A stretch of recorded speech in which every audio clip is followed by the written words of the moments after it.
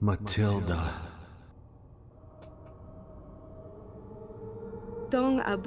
That name.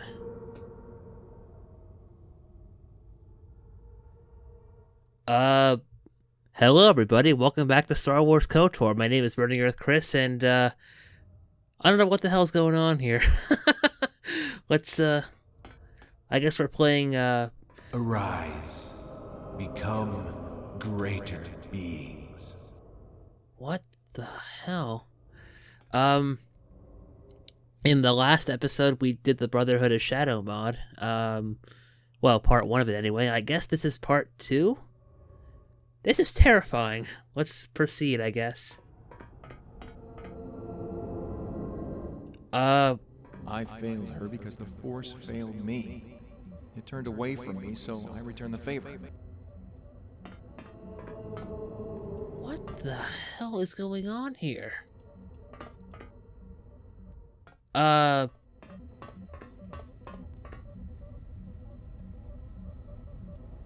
freaking out a little bit, guys. And always behind those manipulations was Revan.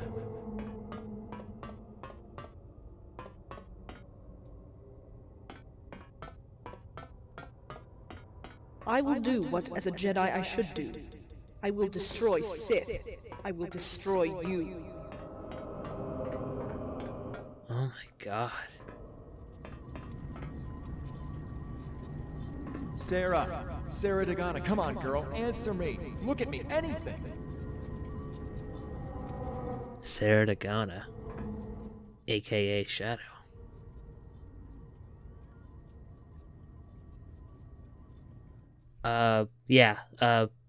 The character that we're playing as right now is Sarah Dagana. For those of you who are just tuning in, and she was the character that we got at the end of the Brotherhood of Shadow story. Yet now you are before me. I see that what was once the childless Heron is now gone, and instead is a creature that was spawned from the tragedy of the Mandalorian Wars.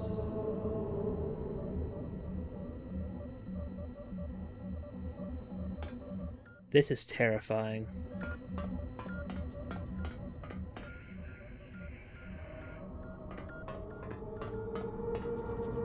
Guys, I'm freaking out a little bit here.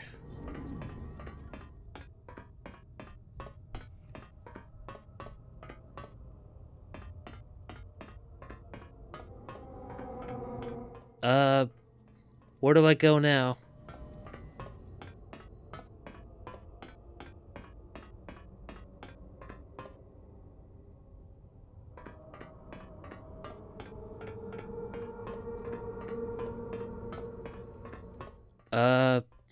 I'm lost. Yet the gaping hole left by the sacrifice of identity was never replaced with a new one. Instead, I think you became something else.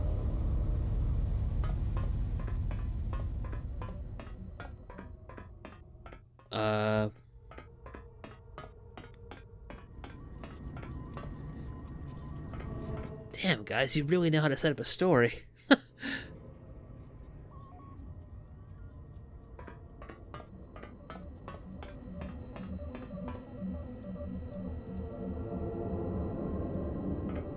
Where do I go from here? Am I supposed to visit every room in the ship? Because I've already done that, I think.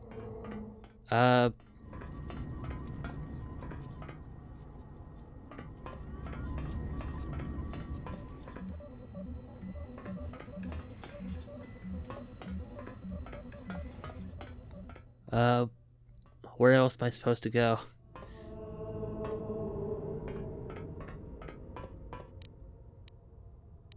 I'm gonna activate force speed and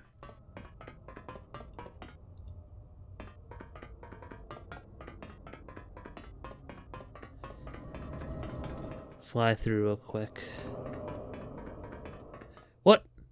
Where did you come from? What the hell?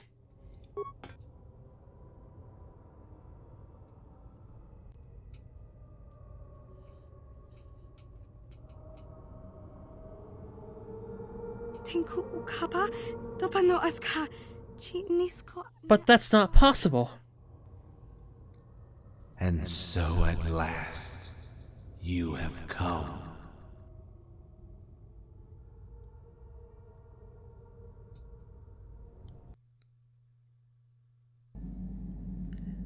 Well, that was a hell of an introduction. Okay, so yeah, in the last episode we did the Brotherhood of Shadow mod, and I guess now we're going into Chapter 2, Solomon's Revenge. Good lord. Okay, so we're back on the Ibn Hawk, and I guess in this episode we're gonna continue the Brotherhood of Shadow mod. And speaking of which, here's Shadow. How's it going? New person? I have had a vision in the Force. The Ebon Hawk was cold. There were bodies strewn across the floor. And there was him. Who is him? It isn't of importance right now. What could have caused it? I think it was caused by a disturbance in the Force. An echo. Korriban. We must go to Korriban. Something has happened there. Something will happen there. What could it mean? I don't know yet. It showed a great many things. What was, what is, and I think what not yet has come to pass. It was a glimpse into the future. Alright, then we'll travel to Korriban immediately. Very well, my lord. Well, since I don't know you, let's go ahead and get into this. Let me ask you some questions there, Shadow. Sarah. Shadow? What do you wish to know? Who were you before you became my shadow? With respect, who I was and what path I followed is of no relevance to anything. I am not that person anymore. I exist now only to serve your will. Then it is my will that you answer my question. Who were you before you became my shadow? The details are as trivial as they are pointless, but if it is your will, then I will obey. In what seems like another life, I was once a member of the Jedi Order, apprenticed to my master, like all Jedi, from an early age. I was raised to see the Jedi's code as the guiding set of principles which would define who I was and how I would live my life. Peace, knowledge, serenity, and harmony. These words I were told would always serve to keep me firmly on the path I was set upon, that as long as I was willing, even on a moment's notice, to selflessly sacrifice everything of important for the triumph of good, I would one day become a great Jedi. As the years passed and I grew into a powerful warrior, I yearned to escape my surroundings and do what it is that a Jedi should do. I wanted to help people. Because people needed my help. People needed to be saved. People needed to be defended. To be avenged. The Mandalorians were invading the Republic, and the Jedi Order that I devoted my life to serving stood by and did nothing. I felt angry. I felt betrayed. Because the Jedi were not practicing what they preached. As Jedi, we were expected to defend the innocent from oppression. The Mandalorians not only oppressed innocent people, they slaughtered them in the millions. I asked myself, how could the Jedi Order just abandon those people to their deaths and still claim to follow the Jedi way? I soon learned that I was not the only one asking this question. From within the Order, a movement had begun which called for immediate Jedi intervention into the war. It was a movement started by a faction of Jedi named the Revanchists, or Revanchists. The leader of these Jedi was Revan.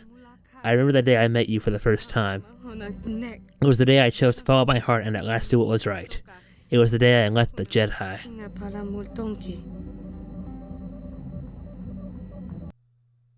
Oh, flashback, okay.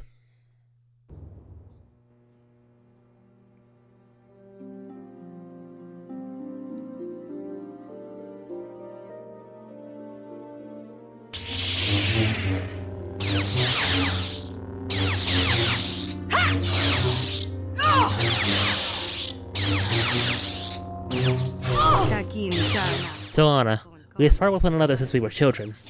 Something's troubling you. I can see it in your form.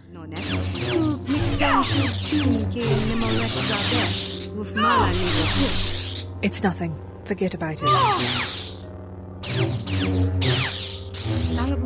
You're still angry over my decision to attend the coming Revanchist ally, aren't you?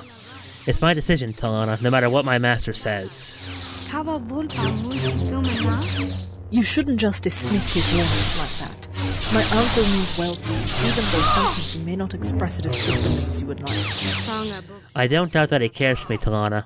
I just fail to see how he believes that keeping out of the Republic's war with the Mandalorians is the best course of action for we Jedi to take.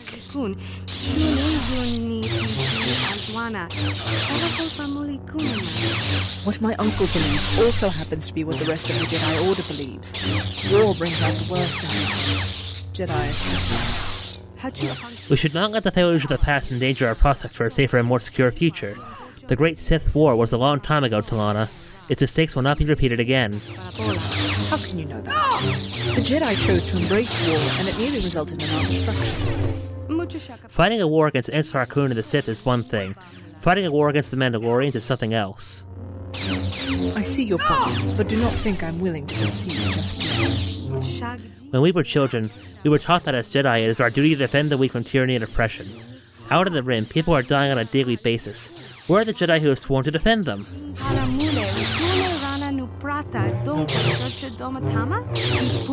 They are here, quarreling and bickering amongst one over another over what should have been obvious from the beginning. The Jedi Council is wise, but would not have taken this stance of inaction unless they had very good reason to do so. We must place faith in their wisdom. If that is true, then the Jedi Council would have the wisdom to see that the Republic needs the Jedi now more than anything. It is a dangerous line of thought that you are pursuing. The Jedi who serve on the Council are not chosen randomly. It is composed of those of us most fit to be burdened with the responsibilities of leadership. Then if this travesty is what they call leadership, perhaps we need to find someone else to lead us. The one they call the Revanchist. At least he has the right idea on what needs to be done. So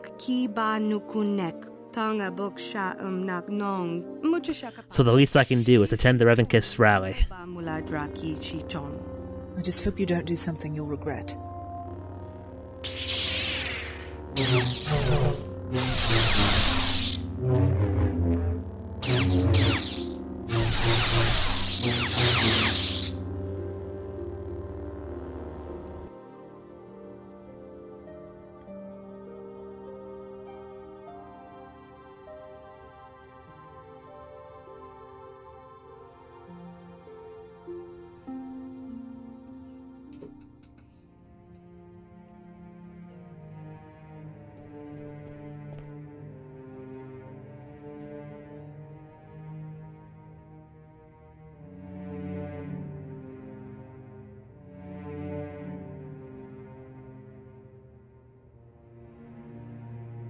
While the Jedi Council preached patience, there were many among our order who were eager for us to join the battle. 2 young knights in particular demanded immediate action, Revan and Malak.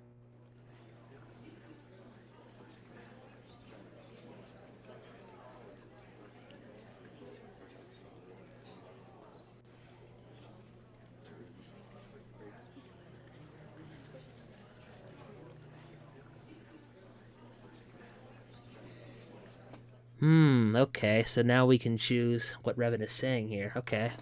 Jedi Knights of Dantooine, I have called upon you to aid the Galactic Republic in its time of great need.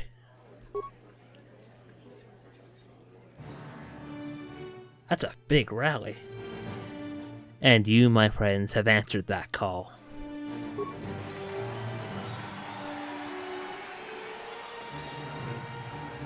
The fires of the Mandalorian Wars are spreading. Every passing day heralds a new wave of tragedy, each deepening an already grave wound inflicted upon the Galactic Republic. I have no doubt that each of you have heard the tales of horrors inflicted upon by the peoples of the Outer Rim by the Mandalorians. On Serico, where entire cities were wiped off the face of the planet by nuclear weapons.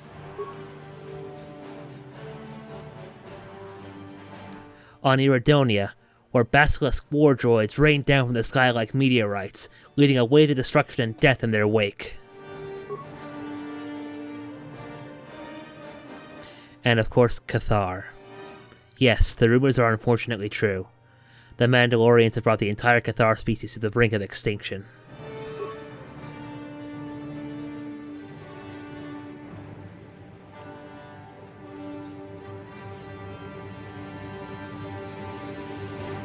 Although terrible, these atrocities serve as merely a taste of what is to come should the Mandalorians be victorious.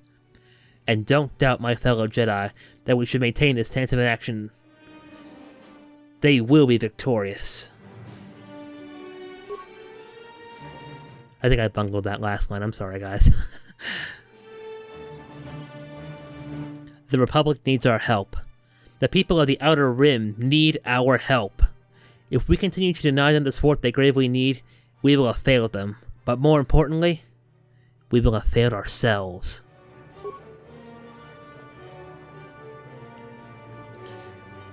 Ask each of yourselves, what has become of the Jedi Order when it abandons its allies in their time of great need? What has become of the Jedi Order when it allows the Outer Rim to be conquered? And what has become of the Jedi Order when it allows the Mandalorians to butcher the people of the Outer Rim without restraint? The answer is simple. It is no longer the Jedi Order that for 1,000 generations has proudly served as the guardian of peace and justice. And so the burden falls to we, the Revanchists, to do what our Jedi Council will not. We must join with our Republic brethren and defeat the Mandalorian aggressors once and for all! How can you disregard the Council's decision like that? It's because of their wisdom, their guidance, that the Jedi Order is what it is.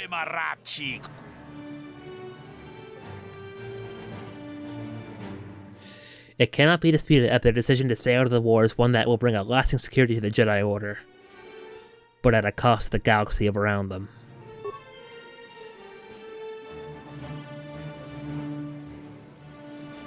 Always must the Jedi Order serve the people, and if it is the decision of the Council to no longer uphold that commitment, then that Council no longer acts in the best interest of the Jedi Order. I have traveled this galaxy and have seen the places ravaged by the Mandalorian war machine with my own eyes. Now I have returned. I call upon all of you, fellow Jedi. I call upon you to do what, as a Jedi, it is in your nature to do. I call upon you to do the right thing. Who of you will recommit yourselves to the defense of the weak from the tyranny and oppression that our council has chosen to ignore?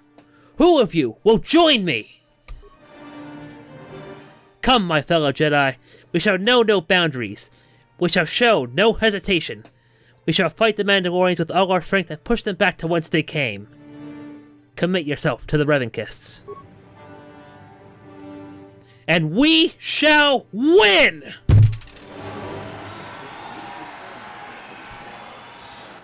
Ow! that kind of hurt.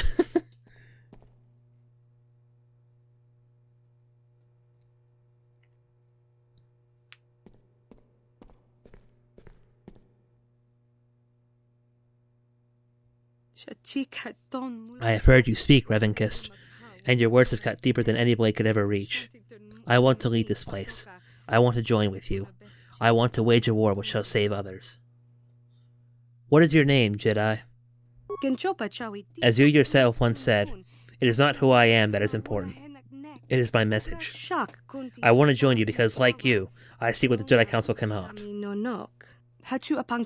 Within the culture of my adopted people, it is said that to know one truly, you must first face them on the field of battle. Come, Revanchist, let us duel.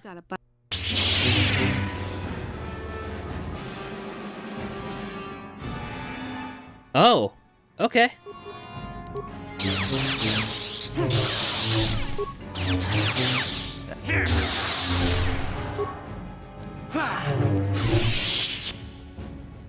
Wowza.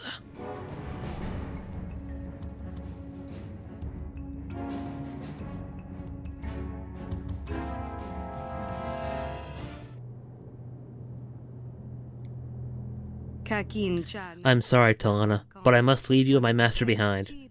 My place is with the Revanchists now.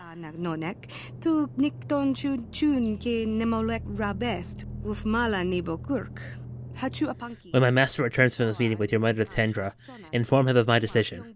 He will not understand, but it is the least I can do after all he has done for me. Farewell, Talana. Until we meet again.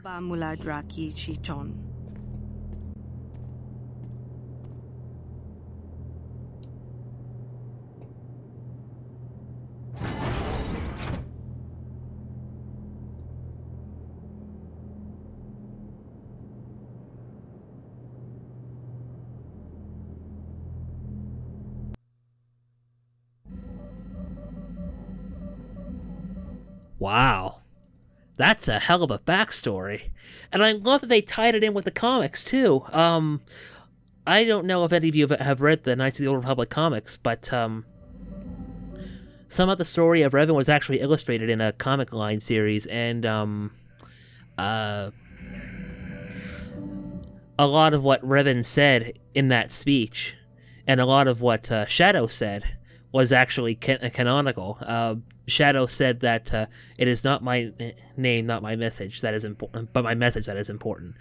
And Revan originally said that in the comics, so that's a really cool tie-in. I really appreciate that. So, let's keep talking with Shadow here. I want to get to know you a little bit more. Lord Revan, how may I be of assistance? I have some questions.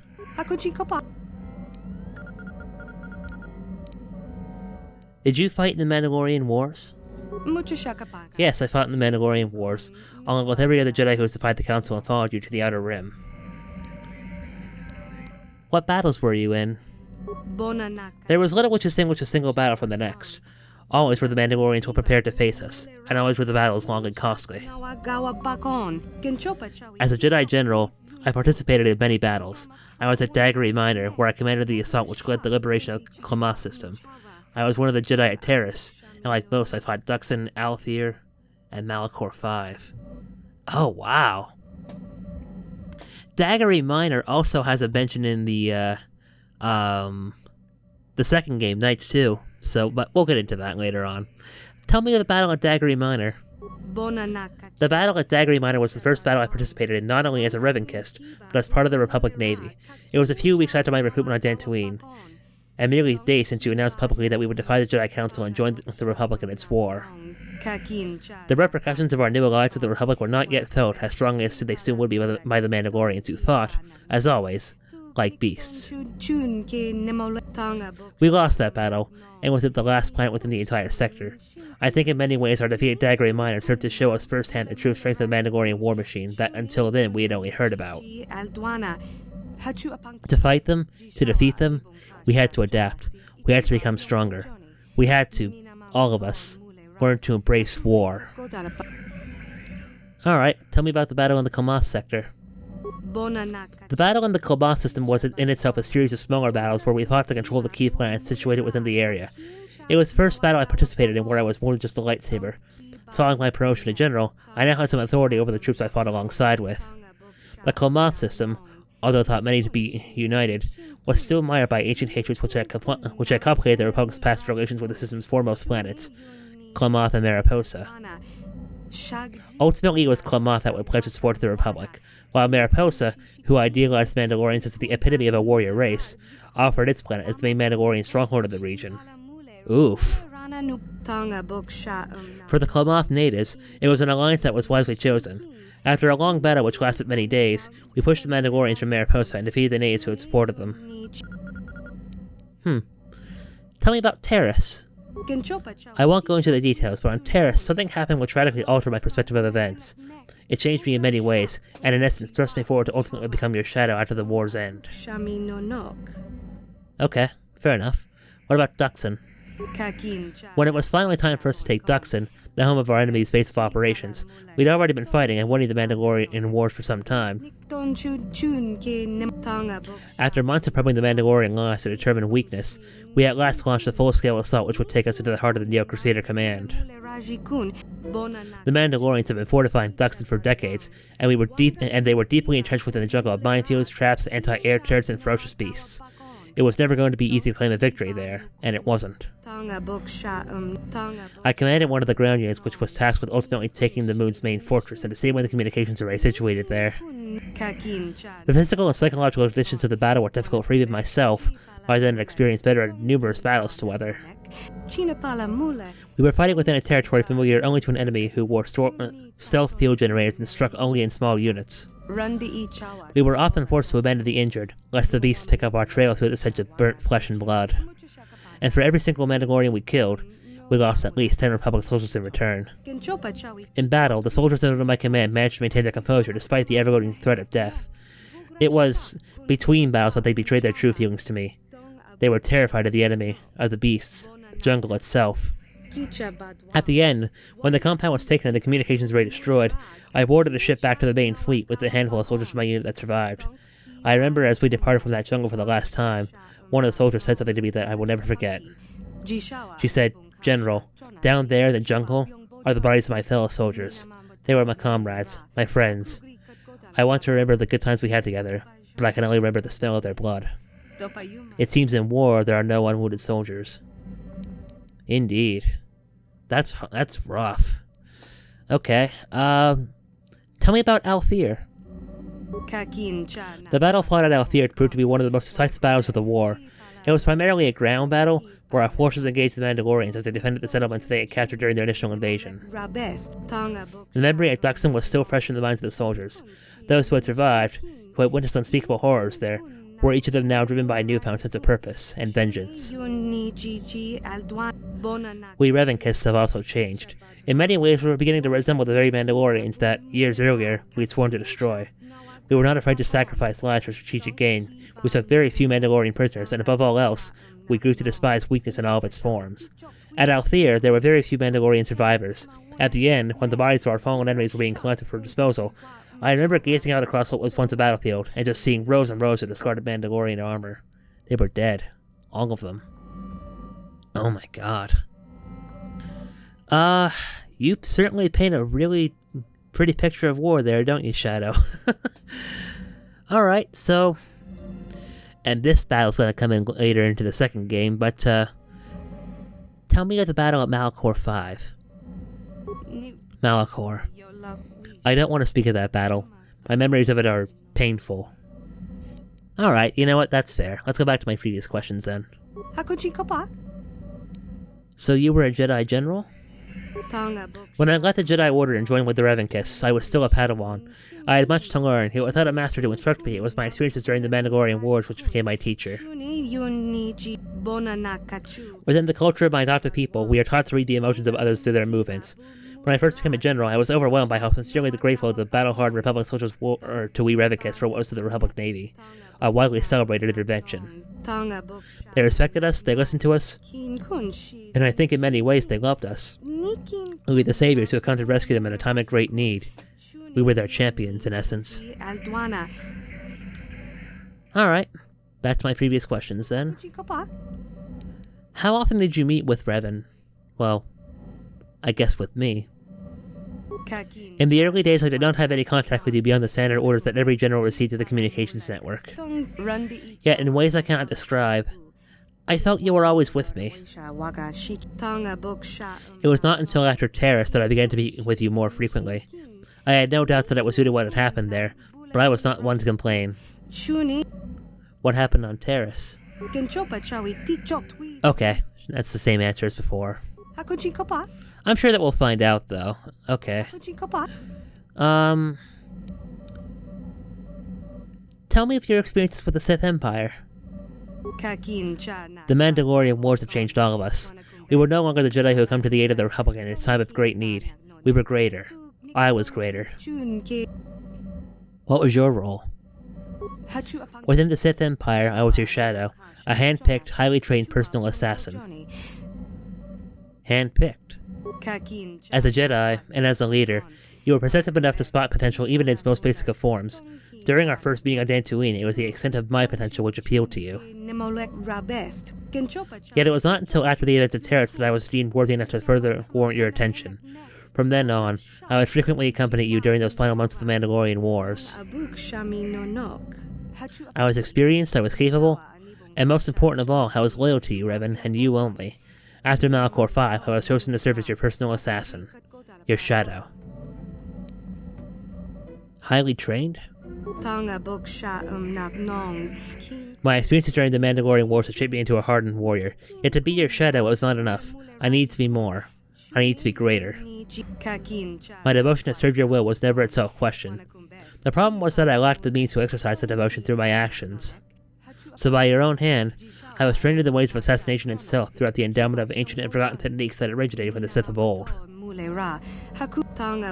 Some of these techniques allowed me to render myself invisible, so to speak, while others gave me a means to kill my target quickly and efficiently. Ultimately, the purpose of this training was to shape me into a weapon. Your weapon. Personal assassin. Didn't I have HK, though? As your shadow, I was a servant of your will, and always was at your will, that I take life. During the time between missions, I would often serve aboard your ship as an aide. What missions did you undertake as my shadow? Those I killed in your service to your will are too numerous to list. However, while a single death always held some significance, some were of more importance than others. Could you be more specific? One of those targets was an Echani senator named Krennis Klulash. Another was a Twilight Jedi master named Kata Bishanal. Okay, tell me about the Echani senator. Krennis was an Echani senator who served as a strong advocate for his people's secession from the Republic during the waning months of the Mandalorian Wars and after, during the emergence of the Sith Empire. Whatever your reasons were, I don't know, but it was of an utmost importance to you that the Echani stay firmly within the Republic. I was dispatched to end his life, and by extension, any chance of an Echani secession coming into fruition. As an Echani, Krennis had chosen to focus his efforts on learning the politics of the Senate over the arts of combat, and so his senses were not as attuned to what lay within his surroundings as one would usually expect from a member of his race. As a result, it proved relatively simple to track his movements across Coruscant as he made his way to his residence. Later that evening, Krennis died after he unknowingly consumed an untraceable poison. My mission was complete. Incidentally, a year later, the Echani Senator Usanus, who was revered by his people for his leadership prior to and during the Mandalorian Wars, somehow learned of your hand in Krennis' death and challenged you to a duel. It was an encounter he did not survive. Huh. Okay, so tell me about the Twilight Master, Kata Bishanal. Kata was a revered Twilight Jedi Master who served as a watchman for the Outer Rim system Figaro 6. As with all Jedi, especially the powerful ones, they needed to be turned to the dark side, or removed. So I was tasked with their assassination. It would be the first time I would kill a Jedi, but it would not be the last. For weeks I observed Kata whilst masking my presence using the Force. I needed to find weakness, something, anything that would work to my advantage when the time to strike finally came. I found no such weakness, so I had to create a distraction. I arranged for a band of pirates to raid a nearby settlement. Kata, as a Jedi, was naturally obliged to offer her aid to the villagers of that settlement in the ensuing battle. Meanwhile, perched above a cliff which overlooked the settlement, I waited with my sniper rifle. Kata Bishanal was distracted by her duty to protect the lives of the settlers, and so was focused only on the movements of the pirates who attacked them. It didn't take long for me to find an opening. My shot hit its mark and she fell. The mission was complete and Kata was dead. Her Padawan had accompanied her to the settlement and was present during the moment of her death. I never learned of his identity, nor of his fate. Okay, let's go back to my previous questions then. You have a really big history there, don't you, Shadow? What do you know of the Star Forge? Of the Star Forge itself, I know very little. I can only tell you my participation in the journey to locate it. What part did you play? To find the Star Forge, one must first find the star maps. The first, and the one which would in turn lead you to the rest, was located on Dantooine. It was near the end of the Mandalorian Wars, following our victory in the jungles of Duxon. I was tasked with infiltrating Dantooine and determining the location of the star map. It was difficult for me to step foot back on the planet that I had so much of my life on. So much had changed. I had changed. Yet I managed to put these concerns aside and complete the mission I was tasked with. I found the location of the star map, the first piece of the puzzle which would lead to the Star Forge. Oh!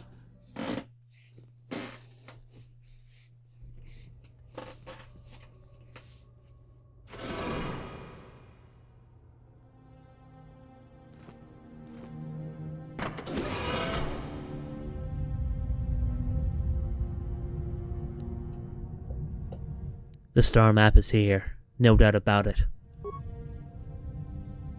The dark side is strong in this place. I can feel its power.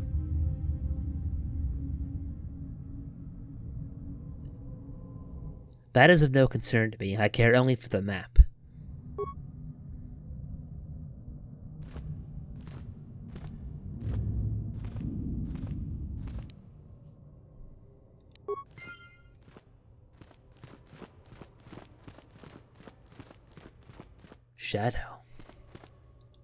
Generals Revan and Malak, your arrival pleases me. If the Jedi remain ignorant of our presence here, the Jedi are unaware, and in no small part thanks to your efforts, Crusader. It comes as no surprise. The Jedi are too focused on the bigger picture and fail to notice what events transpire within even a stone's throw of their own academy. Time must always be of the essence. We must seek out what lies entombed here and then leave.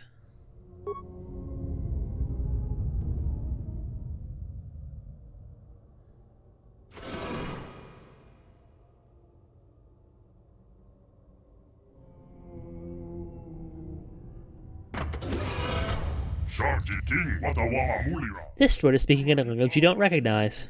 Now why does this sound familiar? I don't understand its language. What is it saying? This droid is speaking in another language you do not recognize.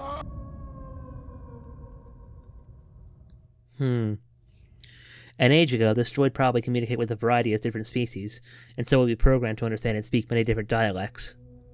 I can introduce any other languages spoken by the slaves of the builders. I understand this dialect. It sounds like a variation of my native Twi'leki. Does this mean my race was once enslaved by this ancient empire? Communication was vital to ensure that the slaves constructed this temple according to the wishes of the builders. But you are not of the known slave species. Neither are you the builders. What are you? I am of the human race. I come in peace. Human. Human.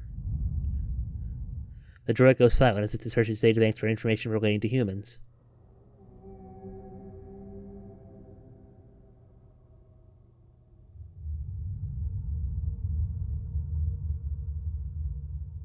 I can find no record of your species within my databanks.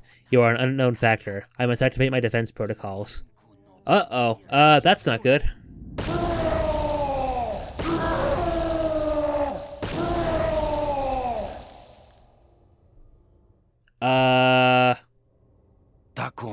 The glory of the builders, the apex of their infinite empire, a machine of invincible might, a tool of unstoppable conquest.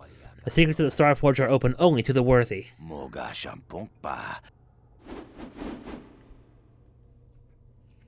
Oh, you want to tussle?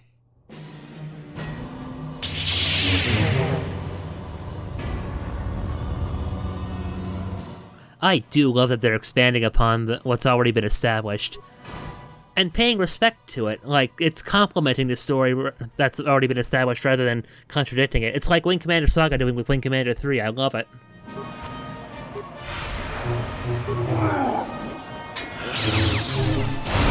Back off!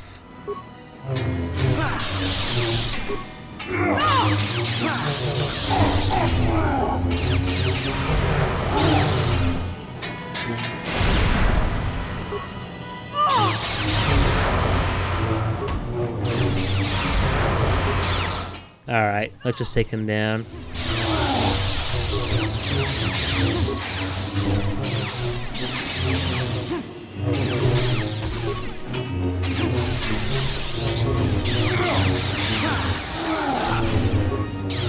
How are they doing?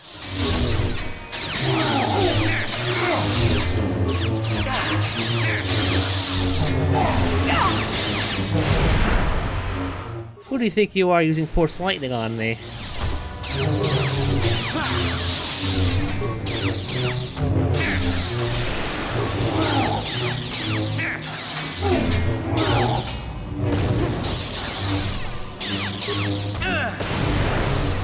There we go. Whew.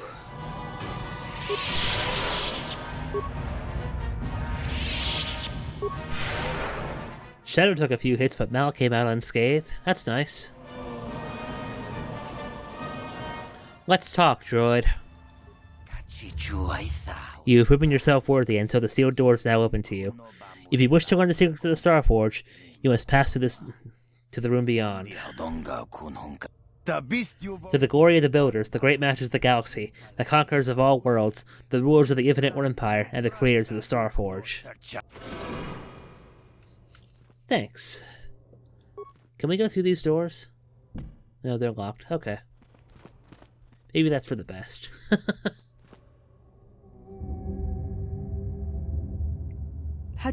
I must go no further, for my work here is done. I shall leave you to the discoveries which await you and return to the main fleet.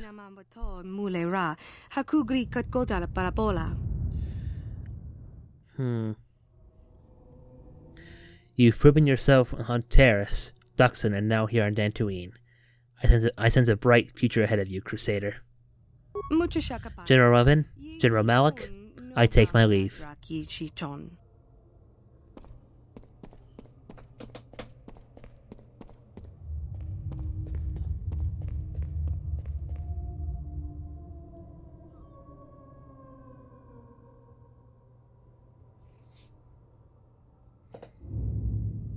Is this wise? The ancient Jedi sealed this archway. If we pass beyond this door, we can never go back. The Order will surely banish us.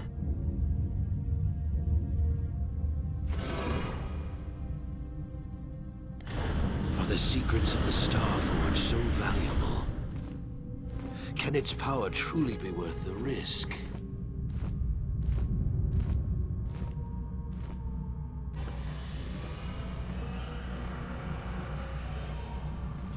And we all know what's happened since then.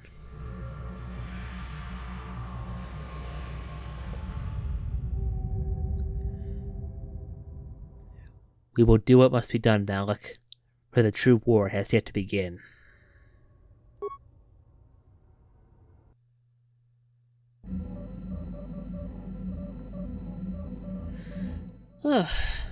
Well, we're still not quite done getting to know Shadow yet, so I guess this is probably going to be the remainder of the episode. But okay, let's talk once more.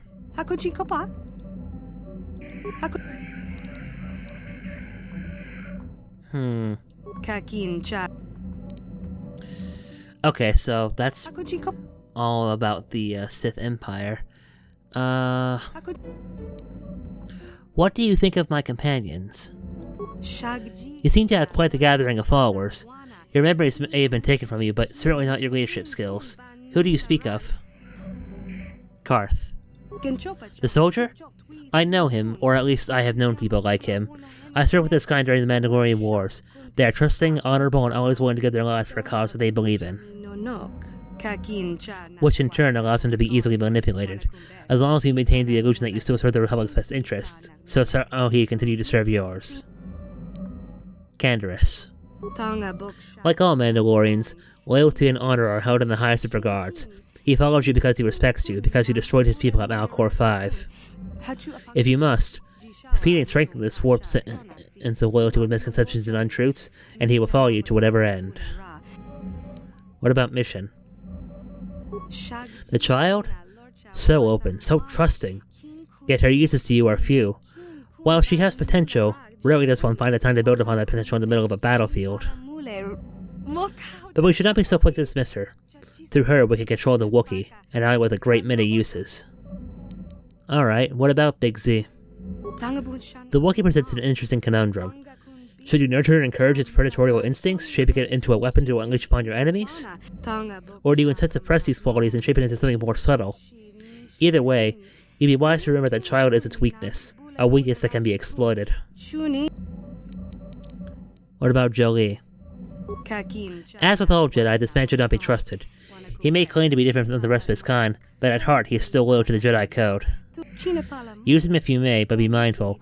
You'll need to discard him on a moment's notice if he becomes too difficult to control. What about Juhani?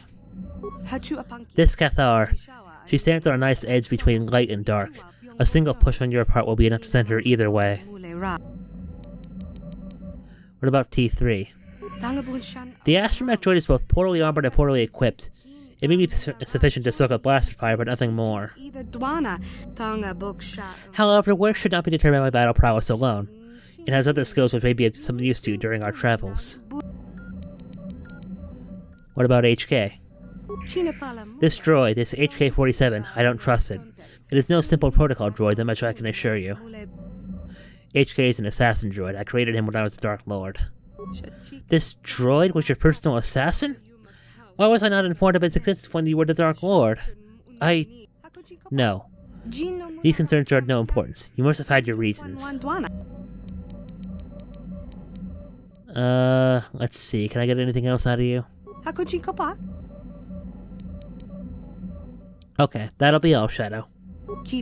I am forever your shadow, my lord. My goodness.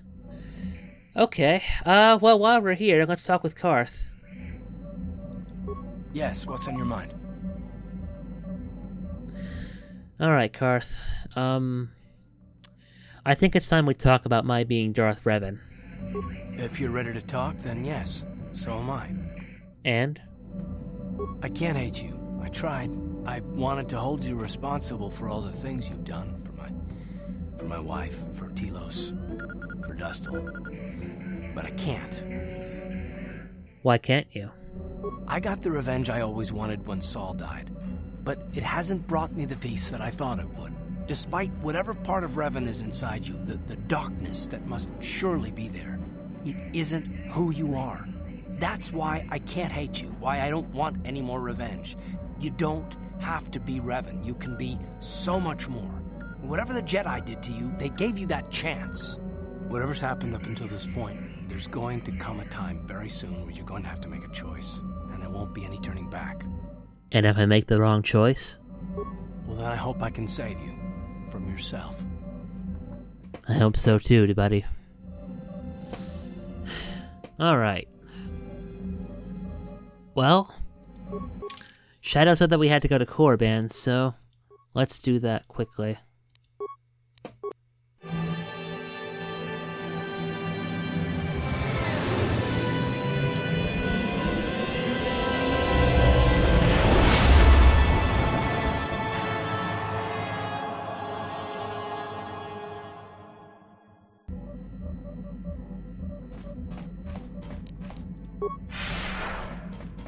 Oh, I gotta upgrade my lightsabers. Okay, I'm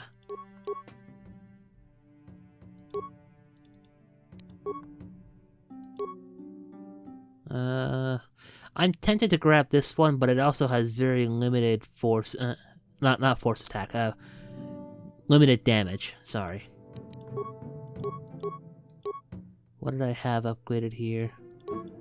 Right, the Baragwin stealth unit.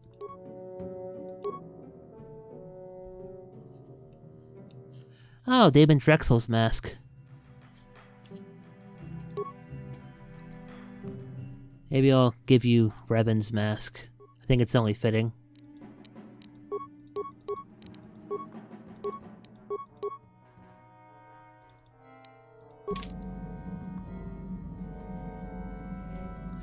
Okay, let's move.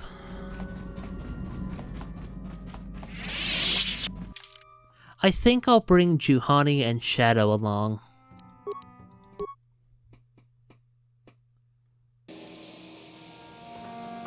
Whoa, what's this? You're the one. You're the one he said would come here. You're the one he seeks. You are the betrayer. You are Matilda. How do you know that name? Who are you? He spoke to me, the black-robed man. Told me you would come here. He told me that the disturbance he created would coax you from your hiding place. Don't speak in riddles. I've killed for less. He says that long ago you betrayed him. He says that you killed him. But now he has returned. The black-robed man. He says he was once your master. Your Jedi master. Oh. No, he was killed in the Mandalorian Wars. I saw his death with my own eyes. You, who are you? Why do you speak to me of this man? This dead man? What's going on here? The dead man. He approached me and promised me great riches and great power. But in return for this charity, I must first cleanse the galaxy of the creature which betrayed him. I will ask this only once. Where is he? I will find out for myself if he is truly alive. Did you hear me? Tell me what I want to know, or I will break you. He promised me great riches. He promised me great power. But in return for this charity, I must cleanse the galaxy of the creature that betrayed him. You!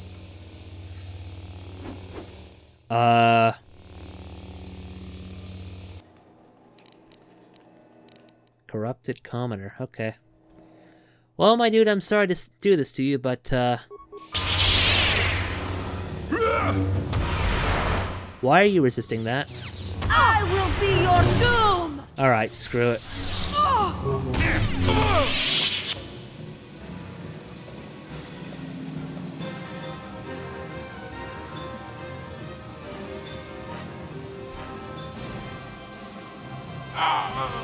The pain of failure. Now, you will tell me what I want to know. I was in a bar, drinking. Had a bad day. Lost all my credits at Bazak. Then he came. He promised me power. Promised me riches. He promised to take away the pain. Where is he now? Why hasn't he contacted me himself? He told me he was headed to a place called the Gorban Wastes. That's all I know. All I wanted to know.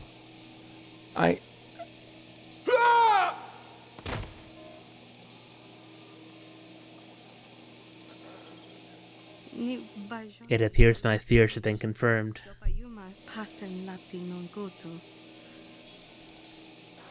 There's a Jedi Master on Korriban. Do you know him? The past I'd left behind, the past I'd forgotten. It's returned to haunt me. No! As your shadow, I mustn't allow this to weaken me. I'm better than this. We need to return to the Ebon Hawk. It's no longer safe for us to remain here. I understand, my lord. We will return to the Ebon Hawk at once.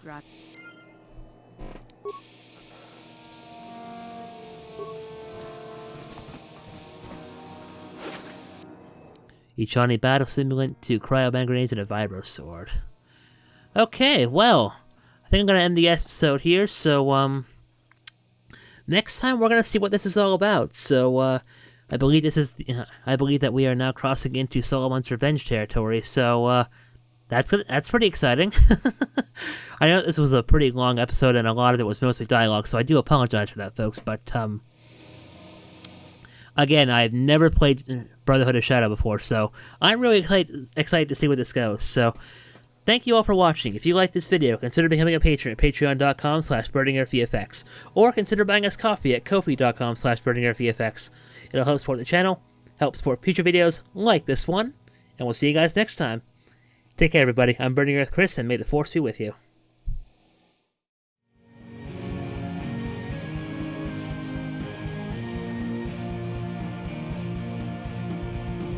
If you like this video, consider becoming a patron at patreon.com/BurningEarthVFX. Don't forget to like, comment, subscribe, and be sure to follow us on Facebook for more exciting updates. And as always, thanks for watching.